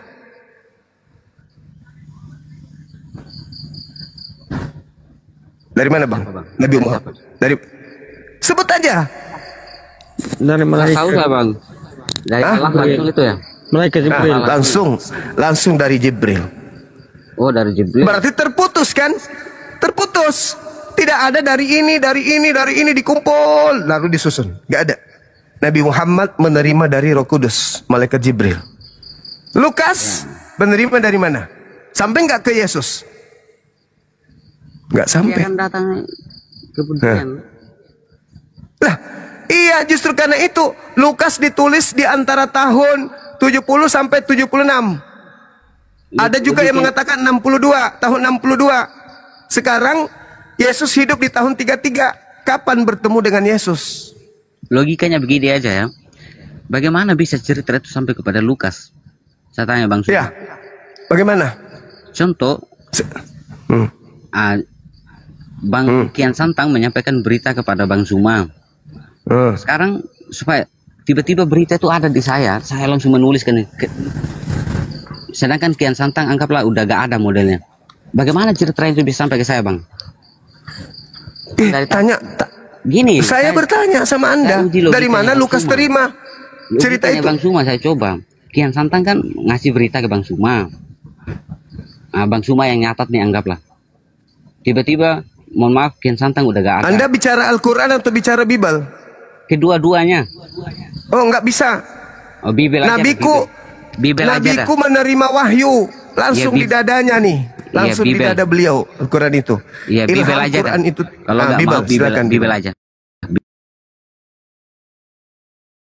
Ya, karena nggak cocok. Oh, silakan. Pesan ke Bang Suma, terus Bang Suma catat, simpan. Tiba-tiba Bang yang Santang, mohon maaf, udah gak ada. Lalu tiba-tiba 50 tahun berikutnya, tiba-tiba saya buat catatan begitu. Tapi isinya sama gitu loh model. Ceritanya sama. Dari mana Anda tahu? Itu dah makanya. Menurut Bang Suma, saya dari mana mendapatkan berita itu? Ya, dari hasil penyelidikan. Baca Lukas 1 nomor 1 sampai nomor 4. Lalu kenapa Matius disalahkan Bang Suma? Matius, Anda baca Matius 9 nomor 9. Untuk membuktikan bahwa pengarang Matius bukan murid Yesus, baca Matius 9 nomor 9. Siapapun itu kan yang penting apa? Pesan yang salah situ gak ada Bang. Pesan yang siapa salah. Bilang? Kecuali kalau kitab yang sesat itu, dia menyuruh kamu untuk berzina segala macam, apa membunuh. Oh, bukan begitu. Iblis itu bisa nggak kira-kira dia supaya diikuti, dia terang-terangan mengajak orang berzina? Ya ini hanya modal nekat ini. Sekarang saya coba tanya Bang, apa ajaran yang salah dari Kristen? Semuanya. Selain semua ajaran Kristen itu salah. Allah yang Esa itu selain itu. Tidak ada satupun yang benar. Salah apa?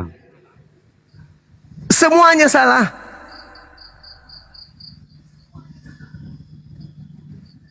Apa yang menurut kamu? Saya balik nanya, apa yang menurut kamu benar dari agama Kristen? Apa?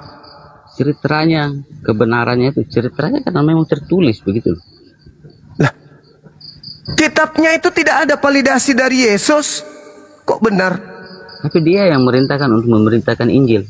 Abang tahu Injil juga kan? Apa itu Injil? Injil itu adalah artinya, wahyu Allah, wahyu Tuhan. Injil artinya apa, Bang? Injil tidak punya arti, Injil itu. Aduh.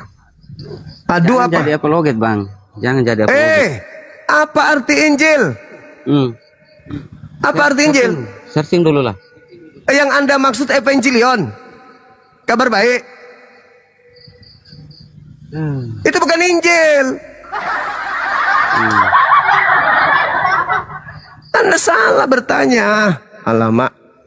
Injil itu isi alam itu. Dia itu nama sama suma. Apa artinya suma? Ada artinya suma? Nggak ada. Itu nama. Evangelion. Evangelion. Kabar baik. Yesus mengajarkan Injil. Kata Injil masuk di Kristen itu cuma ambil dari Al-Quran. Yesus itu mengajarkan hukum Taurat, Bang. Dia kan nah bagus. Berarti dia tidak mengajarkan surah Paulus kan?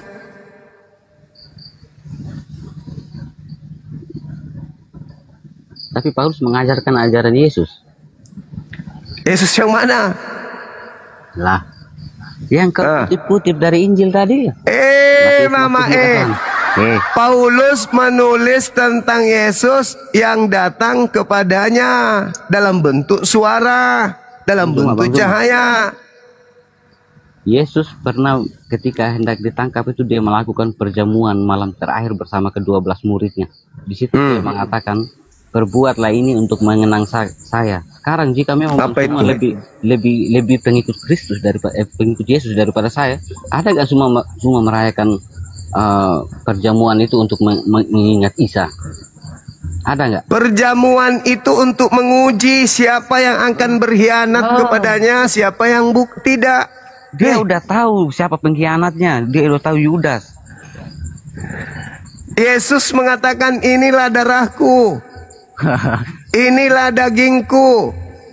Iya, kenapa dia melakukan itu? Karena dia tahu bahwa sekarang itu akan digantung di kayu salib. Nah, itulah ujiannya. Lalu kenapa kamu bilang itu adalah penyesat yang disalibkan? Salah besar berarti Bang Suma. Oh, sudah error anak ini. Yesus menguji dirinya, inilah darahku. Diambilnya anggur itu kan. Inilah darahku. Menguji dirinya bagaimana menurut Bang Suma? Dengan mengatakan inilah darahku. Anggur ini berarti bukan darah ini yang harus kau minum, tapi darah ini.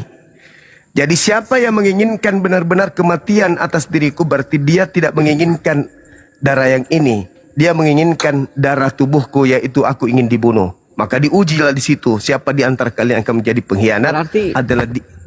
Berarti kalau ikuti logika Bang Suma, berarti menurut Bang Suma, murid-murid Yesus itu membunuh Yesus sendiri gitu. Karena mereka kan minum dan makan bersama Yesus waktu malam itu. Yang diminum apa? Anggur. Yang menginginkan keinginan darah betulan siapa? Kristen. Tapi Bang Suma bilang itu adalah lambang ini darah dan tubuh. Berarti siapa yang minum, itulah yang ingin menginginkan kematian dia. Berarti yang minum anggur betulan itu tidak menginginkan kematian. Ente itu Dracula, pengisap darah beneran. Sedangkan Yesus sudah memberikan, inilah darahku, minumlah. Dikasihnya juga roti, inilah dagingku, makanlah. Jadi yang makan roti beneran, yang minum anggur beneran, tidak menginginkan kemudian darah dan dagingnya, tapi yang menginginkan kematian terhadap Yesus adalah dia yang benar-benar Dracula, setan. Astagfirullahaladzim. Saya ngomong sebentar Bang. Turun. Capek saya lah Denny. Bebal, betul-betul bebal, nggak ada otak. Cuman kayak mesin ketik. Tapi nggak nangkap. 1 jam lebih. Iya. Saya ikutin iramanya, tapi nggak ada poinnya. Capek muter-muter. Keselak babi kayaknya Gurunda. Nah, itu dia. Aduh, ini gara-gara biji pelernya itu kecil kayak kelereng. Ketelan lagi. Enggak gitu. Menurut informasi yang saya pantau, ini kabar dari Pak RT. Barusan nelpon. Ini anak ternyata tadi sore habis kecebur sumur. Sumurnya yang kecebur ke dia? Dia masuk ke sumur mati. Di dalamnya ada belau. Ya. Ya. Kira-kira belau tikus. Balesu. Iya. Ada balesu. Diumumkan dulu Bang Handi. Hari Rabu 18.30 setelah salat maghrib ada studio di Access One Mall MP Penakukang yang disiapkan untuk Bang Suma. Teman-teman yang ada di Goa Makassar atau yang ada di Jakarta pingin nonton bareng sama Suma, silakan terbang. Habis maghrib kita nonton bareng sama-sama film Doti ya. Hari Rabu ya. Rabu itu tanggal berapa sih? Wih, keren banget, Panakukang.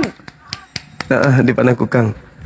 Jadi teman-teman silakan hadir 30 menit atau 1 jam sebelum maghrib untuk kemudian sama-sama kita nonton. Yang mau dipangku sama Bang Suma daftar duluan. Tapi yang ini ya, yang bawa anaknya aja yang dipangku, jangan ibunya. Apalagi suaminya. Ayo Res, bawa nenek, guruna nenek. Nenek. Ayo kita ke Kalimantan Timur. Ngapain di sana? Orang adanya di Surabaya pun. Oh, kirain Kalimantan Timur. Itu ada namanya. Insya Allah, Masya Allah. Itu namanya ada namanya Rere banyak Pak. Sudah itu asistennya anaknya Bang Nyaji Roma. Sekarang di Makassar. Oh, siap. Sudah mungkin dihubungi kah? Belum Pi? Nggak tahu, saya nggak periksa HP hari ini. Oh. Mau sekali kita sebelum ini Bang Andi, sebelum turun viewer 7.900. Selain kabar gembira yang tadi ya, 2 bulan ke depan ada kabar gembira untuk seluruh umat Islam media sosial TikTok dan YouTube yang berada di Nusantara, bahwasanya API akan mengadakan milad kedua sebagaimana kalian doakan akan terjadi di Jakarta, ikhwan, di Jakarta di Masjid Al-Ijtihad Tebet Jaksel di tanggal 13 September 2025, hari Sabtu pada duhur sampai selesai. Save the date, kalian ambil cuti dan juga siapkan 100.000 untuk tiketnya, HTM-nya ya. Bagaimana cara pembelian tiketnya? Kalian transfer ke rekening API dan konfirmasi ke nomor Kores. Gitu ikhwan ya. Alhamdulillah sudah ada 4 tiket terjual dan ini limitnya hanya 400. Kalau kalian yang ke 401 itu nggak bisa beli lagi. Kalian nonton di YouTube aja. Masjidnya nggak cukup. Jadi 400 ya ikhwan ya. Nah, ini yang mau butuh nomor Kores untuk konfirmasi tiket, ke sini kalian. Itu 100 sudah masuk ini ya, sudah include dengan konsumsi. Oh, itu rahasia, 100 include-nya apa aja rahasia. Jangan dibahas dong, Bun. Nanti mereka berharap gitu. Nanti pokoknya kalian 100.000 udah enak aja di sana gitu ikhwan ya. Tuh nomornya. Mobil Masya Allah. Honda Jazz 1 Bun. Gantungan bikin susah panitia guruna ini. Gantungan kuncinya. Ada door prize. Ya itu ikhwan ya. Ya. Sip dah. Selamat menikmati miladnya nanti dan mari kita lanjut lagi dialog. Iya, silakan dilanjut adik-adik sekalian. Saya nyimak dulu ya. Udah capek gara-gara tadi si manusia tanpa kepala tadi. Dari sore gurunda dari jam 4 coba bayangin sampai sekarang nggak berhenti. Sholat doang berhentinya. Selalu. Ngantuk aku udah. Satu lagi untuk teman-teman yang ada di Jabodetabek ya, yang ingin nonton bareng sama Bang Haji Deddy Miswar atau Naga Bonar, silakan hubungi kami. Kira-kira kapan mau Kang untuk sama Bang Haji? Hari Minggu aja. Bagus? Hari Minggu aja Bang Handi. Besok? Ya. Ada kesibukan. Soalnya besok saya mau apel, tapi bingung apelnya kemana gitu. Dekat-dekat mana ya bagus ya? Di Jakarta Pusat aja ya? Ya. Oke. Res, siap Res? Apa tuh? Lebih Saputra. Minggu. Oh iya, alumni juga insya Allah. Bang alumni mau. Oh mantap. Aduh, Ya Minggu Ikhwan ya, nobar sama legenda Deddy Miswar. Tiketnya masuk Doti berapa sih?